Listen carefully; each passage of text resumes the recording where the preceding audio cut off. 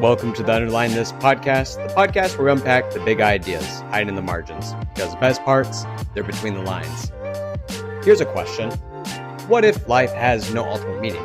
And that's actually the beginning of freedom, rather than despair. It's one of the most unsettling questions a person can ask, and one that many philosophers have tried to answer, but perhaps no one answered it more powerfully than Albert Camus. The Myth of Sisyphus isn't just a philosophy book. It's an invitation to stare directly into the meaninglessness of existence and somehow come away more alive than before. So let's underline it. At first glance, the Myth of Sisyphus appears to be about an ancient Greek myth. But it isn't.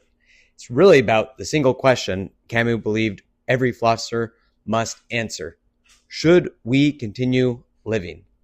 He opens with what may be one of philosophy's boldest statements. He said, "There is but one truly serious philosophical problem, and that is suicide." Camus isn't encouraging suicide. He's asking something different. If the universe has no objective purpose, if death eventually erases everything, if justice isn't guaranteed, if God is silent, then why get out of bed tomorrow? His answer forms the heart of the book. So let's talk about the absurd. Camus introduces what he calls the absurd. And the absurd isn't simply that life has no meaning. It's a collision between two realities. Human beings desperately crave order, purpose, fairness, and explanation. The universe offers no guarantees. The tension between those two facts creates what we call the absurd. Importantly, absurdity doesn't exist solely in us or in the universe. It exists in the relationship between them. It's what happens when our deepest questions meet silence. Now, there are three possible responses. Camus says there are three of these. First one being physically, just anyone's life. One option is deciding life isn't worth living. Camus rejects this. To him, suicide doesn't solve the problem. It simply eliminates the person asking the question. Point two, philosophical suicide. This is more subtle. It's when someone escapes absurdity It's when someone actually escapes absurdity by inventing certainty. They do so through religion, absolute ideology, blind optimism. And Camus argues these are attempts to leap beyond reason rather than face uncertainty honestly. He criticizes thinkers who acknowledge absurdity only to escape into faith. Point three, revolt. This is Camus' answer. Accept that life has no guaranteed meaning. Then live anyway. Not reluctantly, but passionately. Rebellion becomes a permanent stance, not against any specific government or person, but against meaninglessness itself. The victory isn't finding meaning. The victory is refusing to surrender because meaning isn't handed to us. Now, Camus introduces one of his most important ideas, living without appeal. Stop waiting for the universe to justify your existence. Stop expecting certainty before acting. Instead, love, create, laugh, travel, build, friendships, make art, take risks. Not because they'll last forever, but because they are yours. Now, the three absurd heroes. Camus explores several literary figures who embody this philosophy. Don Juan. He loves many women, not because he's shallow, but because he embraces life's richness without pretending one relationship can provide eternal fulfillment. The actor. Actors live hundreds of lives, yet each performance disappears. Its beauty becomes precisely because it's temporary. Third, the conqueror. The conqueror throws himself into action despite knowing every victory is temporary. Achievement isn't meaninglessness because it ends. Its value lies in the experience itself. Sisyphus. Finally comes a famous Greek myth. The gods punish Sisyphus by forcing him to push a massive boulder up a mountain. Every time he reaches the top, that rock rolls back down and he has to go get it and push it back up forever. Now, most people see this as the perfect symbol of pointless labor. Camus sees this as something different. The key moment isn't pushing the rock, it's walking back down the mountain. Sisyphus knows exactly what's happening. He isn't deceived. There's no false hope. And because he fully understands his condition, the gods lose part of their power. His awareness transforms punishment into defiance. And Camus ends with perhaps his most famous line. One must imagine Sisyphus happy, not because the task changes, but because his attitude does. And freedom comes from choosing our response. Let's talk about Albert Camus. Albert Camus was born in 1913, French Algeria, to a poor working-class family. His father died during World War I when Camus was still an infant, and he was raised primarily by his mother, who worked as a cleaning woman and was partially deaf. Growing up in poverty shaped his lifelong appreciation for ordinary joys like sunlight, friendship, sports, and simple pleasures. Despite financial hardship, Camus excelled academically. A teacher recognized his talent and helped him earn scholarships, eventually leading him to study philosophy at the University of Algiers. During his youth, he also developed tuberculosis, a disease that repeatedly interrupted his studies and likely deepened his own awareness of mortality.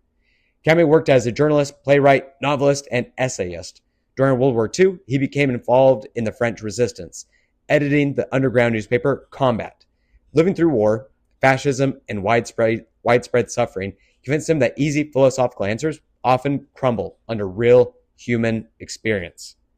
And The Myth of Sisyphus was published in 1942, the same year as his novel The Stranger. And together, the two works explore what it means to live in an indifferent universe. While The Stranger dramatizes absurdity through fiction, The Myth of Sisyphus explains the philosophy behind it. Camus is often labeled as an existentialist, but he rejected that label. Although he shared many concerns with thinkers like Jean-Paul Sartre, I probably butchered that, Camus believed existentialism often tried to replace lost certainty with new systems of meaning. His own philosophy insists on resisting that temptation and living honestly within uncertainty. In 1957, Camus received the Nobel Prize in Literature at just 42 years old for, quote, illuminating the problems of the human conscience in our times. 3 years later, in 1960, he died in a car accident at the age of 46. Among his belongings was an unfinished manuscript reminding readers that even one of history's great thinkers left his own story incomplete. Now let's unpack some of the underline this ideas. The universe owes us no explanation. Camus argues that meaning isn't something waiting to be discovered. It's something we create through living. Next idea, freedom begins when certainty ends. If nothing is predetermined, neither is your future. Without cosmic instructions comes radical freedom. Happiness isn't the same as purpose. We often believe happiness requires discovering our life's mission. Camus disagrees. Joy can exist even without ultimate answers. Rebellion is a way of life. Revolt isn't anger. It's choosing to live fully despite uncertainty. Every meaningful action becomes an act of resistance. Death gives life urgency. Knowing everything ends makes each experience more valuable. Mortality doesn't cheapen life, it intensifies it. It's almost like thinking of a product that has a limited supply. That is all of us. We've got limited years, and we're not guaranteed what that number may be. Awareness is liberation. False hope can become another prison. Facing reality, even difficult reality, can produce greater freedom than comforting illusions. Ordinary moments matter. Camus constantly returns to simple pleasures: coffee, conversation, nature, love, and friendship. Meaning isn't always found in grand achievements. Sometimes it's found in paying attention. Let's unpack some of the symbols from the book, starting with Sisyphus. This is an obvious symbol, and that essentially what it is repetitive work. The deeper the symbol is humanity itself. Now, every person repeats routines: going to work, doing laundry, brushing your teeth, answering emails, making dinner, raising children, and eventually beginning again. Rinse and repeat. Camus argues that recognizing repetition doesn't diminish life. It reveals where freedom lives. The boulder. The rock represents every burden we cannot eliminate: responsibilities, mortality, failure, limitations. Rather than escaping them, Camus asks us to own them. The mountain. The mountain symbolizes existence itself. There is no permanent summit. Life isn't about arriving, it's about continuing. The descent. Ironically, the walk downhill may be the most important image in the book. During the descent, Sisyphus reflects. He understands. He chooses. Consciousness transforms suffering into dignity.